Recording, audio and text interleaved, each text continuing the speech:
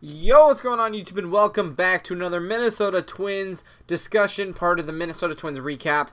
And man, I don't even know what kind of mental, emotional state I'm in right now, but that was a frustrating game. It was sloppy on both sides. Some controversy there at the end. Oh man, we're going to talk about it all, but hey, here's the thing. A win is a win, and Minnesota is going to walk back to the hotel room, or probably ride on a nice bus, but they're going to walk back to the hotel room with the sole lead in the AL Central Division and a win in tonight's game. So the Twins did end up beating the Royals 5-4. That was a mess all over the place. I mean, we're going to go through it here. So let's start with the box score like we always do. Minnesota 5 on 12 hits. So, I mean, the Twins are still rocking, coming off of Sunday's victory versus Cleveland with a lot of hits. However, we were going up against a really good pitcher, by the way, today. That Keller guy, he was actually doing pretty good. He struggled just a little bit. He wasn't... The announcers, I was listening to the KC announcers tonight because I actually wanted to, learn a little bit about KC because, we have to play them like 19 times a year. So I was listening to them, and they were like, yeah, Keller just didn't have as good stuff tonight. So, I'm going to say the same thing about Barrios. We'll get to that in a second. But, we got to a guy who supposedly is pretty good. And just didn't have his good whatever stuff tonight. But KC 4 runs on 10 hits as well. One of them came from Taylor Rogers. He, by the way, I'll throw this stat out there, was the longest active pitcher without, or I think it was relief pitcher, maybe it was all in major leagues, I wasn't paying that much attention, but it said longest active pitcher without giving up a run. I don't know if it was out of the bullpen or out of a starter. It doesn't really matter. It was 23 innings, and that was blown tonight. The announcer's curse. And Mondesi got a huge inside the park home run. And I'll tell you about that when we get to it. But let's start now with listing off how the players did. Kepler swung at the first freaking pitch of the game. At least he got on base. But I don't know why he did that. Polanco swung at the second pitch of the game and popped it up. What are we doing? I don't know why we are doing that. I mean, yes, Kepler got on base. Polanco did not. Cruz got out 2 pitches later, and 4 pitches into the game, 3 batters had already gone through their first at-bat. That is not... No, stop it. That's not good. I don't want to see that again. Kepler keeps doing it. I literally think his average duration of pitches is less than 3 in his first at-bat. I do not like that.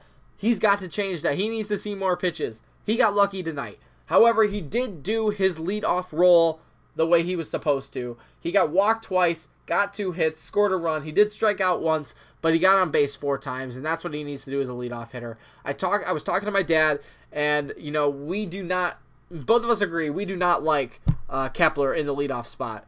I should make a video on that. We'll give him one more day and see how he does tomorrow. But I really want to see Buxton in the leadoff spot. I do think that will help him a little bit more than, what he's doing now. But Polanco, he went 2 for 5 with a run as well. He got walked once. Cruz, oh man, let me tell you about this guy. I don't care how much money he wants. I will give it to him. This guy, he literally is brought to Minnesota to hit. And that's all he does is hit. I am so happy.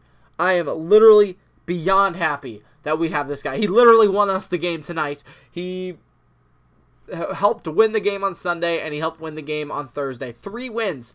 All 3 of our wins have come because of him, at least during part of the game. So, Rosario got his first hit tonight. A big hit. What, did he get 2 hits? No, just the one. And it scored the RBI in the bottom, or the top of the 9th inning. That was big. That was big. Yeah, 1 for 5 tonight. He left 7 men on base, by the way. Or there were 7 men in scoring or on position. You know what I'm talking about. There were 7 runners on base when he came up to bat, and he only hit 1 home. That's a problem. He's got to fix that. But hey, he got his first hit underway. I think that'll help him. So he got a strikeout, a walk, an RBI, 1 run, and 1 hit on 5 at bats. So at least he's in the hit column. CJ Cron, he came up with the bases loaded. The Twins had the bases loaded 1 time with nobody out, and they didn't score. This is what I'm talking about. Sloppy play. And he hit a line drive to third base. I would rather see that than him strike out or weekly pop-up. That was a really good hit. Just got robbed. But Cron has been doing well. 5 at-bats, 2 hits, 1 RBI, 1 strikeout. Gonzalez had a tough night, but he got 1 hit, 1 for 5, 3 strikeouts. I don't know how I feel about Gonzalez, to be honest, right now, but he's doing okay. He got a hit tonight at least. Scope went 1 for 4. Castro went 0 for 2. That's not surprising, but he did get walked. Astudillo needs to be playing catcher every day, or at least be in the lineup every day. Went 1 for 2. Helped win the game with his run. Then Buxton went 0 for 3, but he did score a run because he got hit by a pitch. And that's what sparked the, 5th inning to get us back in the lead and get us back in the game. So he did strike out 3 times. He had a tough night too. But let's go to the plays here. The plays. Oh, Parker got the save, by the way, which is good because he blew it the time against Cleveland. So it's good to have him back. And Hildenberger got the win. So let's talk about Barrios really quickly before we go on to this. Barrios struggled. I mean, like, I don't know if it was just because he was on the road or, you know, that pitching last time, you know, that is his stuff every time. And, I mean, Whit Merrifield on the first pitch of the game, what, did he double, I think? And then Mondesi got a hit as well. I mean, it doesn't matter. I don't care what they did. They got a hit in the first at-bat. And Mondesi, it was 1-0 after the first 2 batters. So, definitely just, I don't know if he was just out of his comfort zone or what. But give up a home run. He only struck out 4, 3 earned runs, 7 hits in 7 innings. I mean, he still looked great after 7 innings, and he was doing a lot of work.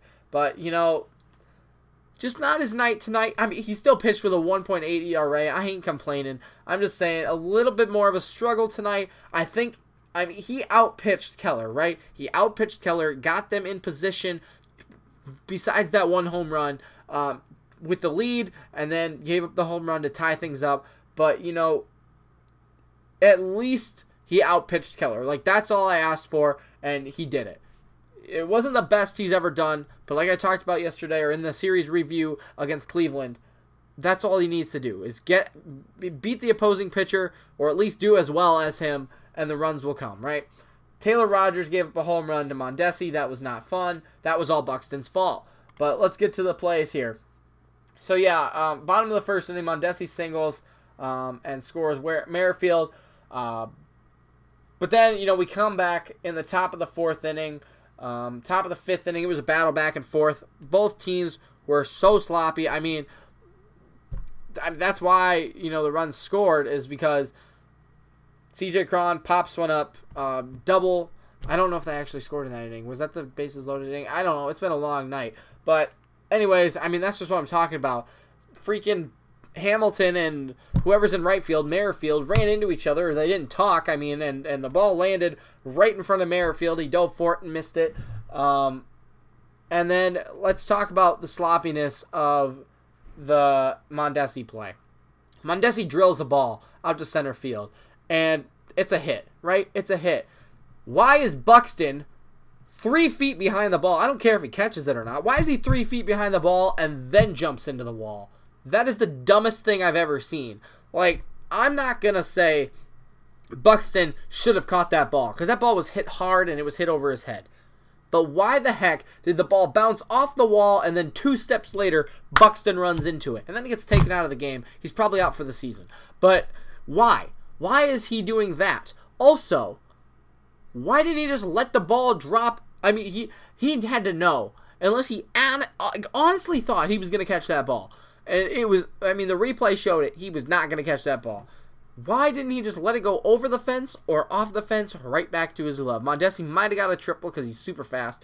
But why? Why was he 3 feet behind the ball and then he jumped into the fence? And then he hurt himself. Why? I'm so confused. Please let me know down in the comments below about that. But overall, you know, I don't know what else there is to really say about the game. I mean, I had so much I want to talk about. I mean, there's Astudillo, who needs to be playing every day. He's literally winning us games, helping us win games, and he's still sitting on the bench until the 7th inning. That doesn't make sense. Cruz has been off the charts. I mean, what does he have? 7 RBIs this year now already in 4 games. That's insane. Kepler needs to stop swinging at the first pitch, but we'll give him another day on that.